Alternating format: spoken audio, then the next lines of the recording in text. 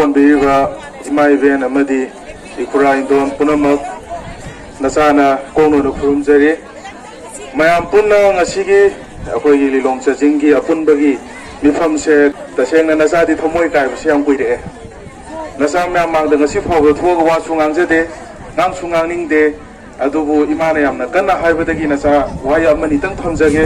tasengna wa ngangningde kaino hai taragadi haujuk leiba praja se aduki madik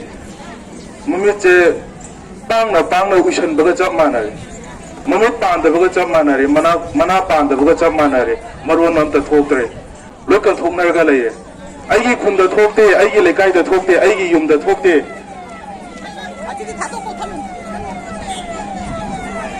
aigi isada thokte haina aikoina sum khontok na lei taragadi matau karam na iram dam se kandane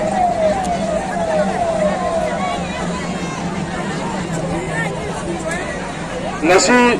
hauze aina khangjaba nasana khangjaba ima singa hainingba wahi khara tang haijage yam sangna de haijaroge manipur se mai chaga da badi yam kuidre nasa khoi tung injage ima gaina man thabiyo manipur mai chaga da badi kuidre hadaki jahi da di soidana chakla gani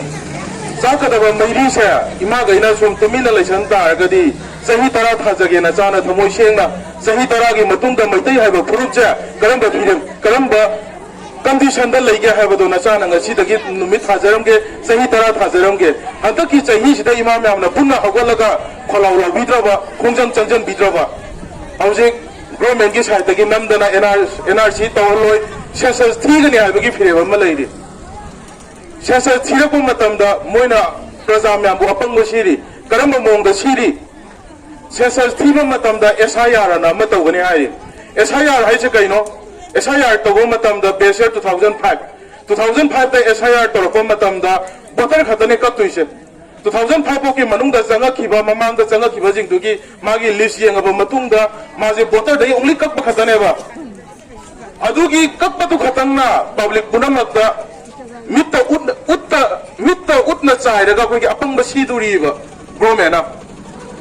manipur dagi mi lag asuk voter dai kathatle manipur dagi mi lag lising nimfu kathale lag amma kathale lag ani kathale andaki bihar gi SIR togo matamda lag adu kakre haibagi bluff tawraga government akoi da mitta ut chairaga akoi da praja da apangba siduri ba SIR haija dai kari sunate ba only voter kakpa khatane ba voter kathalaga madu phaba yaba nate punba yaba nate government na kepta togo yaba nate ba madu India ki Manipur jigi oiba citizen nati haiba nate ba ma voter kakpa khatane ba aduna Manipur da akoi myam gi khola oina NRC chanahangadabani haibase NRC chanahangadabani haibase NRC je Manipur da hana dagi chanarga leirami matam amada adubu NRC update tawbiyo na myamna lawbiyo ba NRC nauna update tawhanda targadi Manipur je ngasi leiribase delimitation la ko matamda maitai akoina minority tagrane kuki na majority tagrane atopa jati na majority tagrane matamda da tampak maitai kya na sia maitai macha kya na sia moiba ngamduri ge maitai macha na sia moiba phangadra ba maitai gi kendra da hojik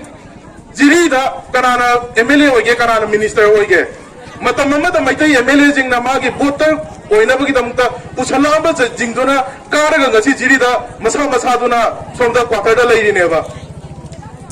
adu targadi tampak ta hojik अखोई की मैतई की ओइबा seat reservation थमदा यागद्रो Meitei की ओइबा seat reservation थमदा Sunga यारोइबा vote की दमुक्ता मैतई की MLA कुंसा नत्र कुंसा मंगा seat reservation थमगदो तारगदि कनाना खंगनि हयें लंथबान केंद्र दा थोपा मिथो मना बोले पादी यूथ अमा ओइना नसागी थमोइदा तसेंगना नुंगाइजदे अदुना अखोई सेंसस तौद्रिंगाई मरकसिदा NRC तौदबो सुंगा यारोइ अखोई की सीट रिजर्वेशन थमगदो यारोइ MLA जिंगी दमक्ता MLA की सीट रिजर्वेशन थमगदो तारगदि सही तरह की मथंगी इलेक्शन लाको मतमदा मैतै मजा सीएम ओइबा सुंगलै लेरोइबा नसाना चौथोक्तना ngasi हाइजरमगेबा सही तरह की मतुंगा मैतै फ्रुमुट खनेबा इमाना ngasi पोम बेचारो पिदुना बाजार दा मनिंग तमना चप्पा ngamgadro बाजार दा माना मनिंग तमना चप्पा ngamgadro ba सही यांखै मणिपुर जे हौजिक जिकी ममांग दा सही यांखै जिदा बाजार दा मैतै मसा कानाना नुंगदां चप्पा ngamamge सही अहुम सिगी लांजिगी मनुंग दा हौजिक मैतै मसा मिकअप खरा थोलक फनतना लांजिगी ममांग दा बाजार दा गली दा कानाना मैतै मसा चप्पा ngamamge नुपी मसा काना चप्पा ngamamge ai ta shenga haijege mayang masana अतोप नन मणिपुरी मयांगजिंगना फीगी ललोनबा लंगी ललोनबा कया अमा लेरी बिजनेस अचौचौबा कया तौरी मखोई कया माना माना दोना मैतै नुपी कया इजन मांगले सिदा ममा ममा ओबजिंगना तुमिना लोसन बेरगा थमदोइ जगैगिनो नचाना लान हौरको मतमदा चुचापुरदा मैतै नुपी कया अमा rape तौगी अदुगी मायोक्ता नचाना बुजी थिजरमेबा नुपी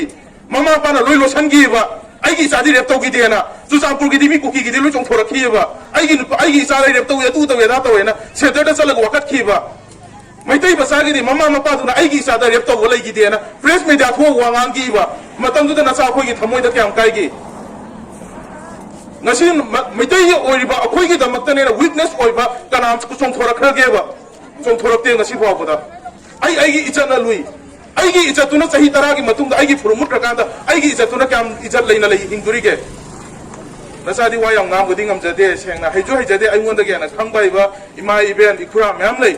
aduna matang se na chalo shanjai yam le yam he yam